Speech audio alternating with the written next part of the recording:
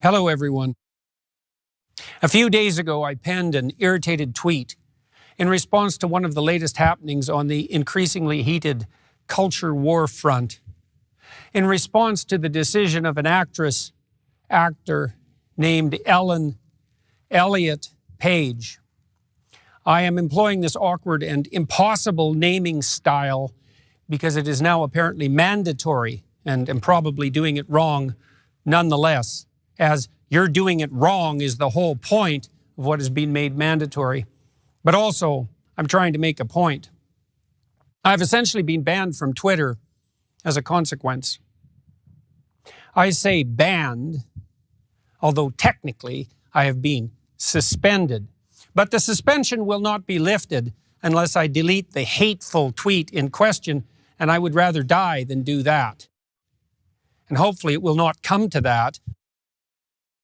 Yeah, well, no, I don't think you're going to have to die. I don't think it's going to come to that. I think you are choosing to do this. You are choosing to make yourself out to be a victim for money and for fame and for notoriety on the right. That's all this is. We know exactly what it is. That's why he is currently suspended. That's why Dave Rubin is also suspended after violating Twitter's hate speech guidelines.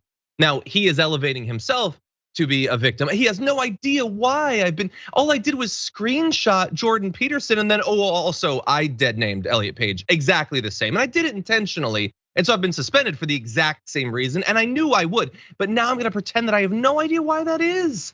And what do you know? I've been canceled and I'm gonna go on tons of shows and all sorts of things to publicize this. And I'm gonna make tons of money for how canceled I've become. That's all this is. But that isn't why I really wanted to talk about this. The reason that they've been canceled, like we can argue about whether Twitter should have the particular guidelines that it does, but they knew what the guidelines were and they chose to violate them.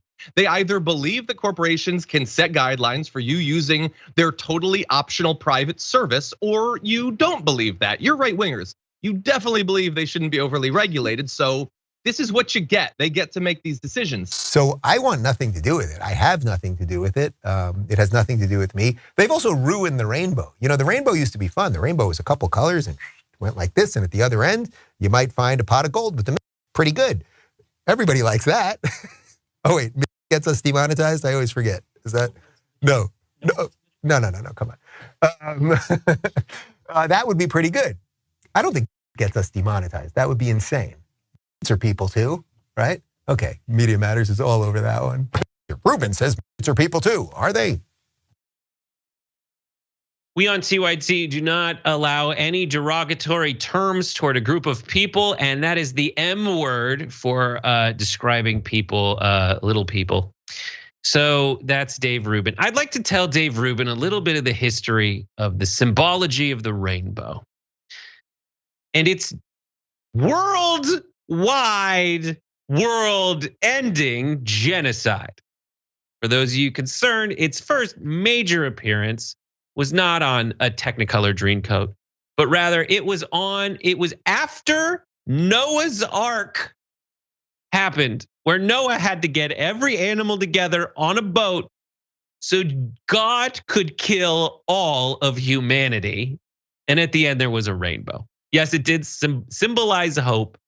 But after, some pretty horrible stuff was done to a lot of people. And in that context, I believe that the LGBTQ plus community can at least get a month to use the rainbow to once again symbolize hope in the wake of people like the right-wing psychopath Dave Rubin has sold his soul for, literally sold his figurative soul.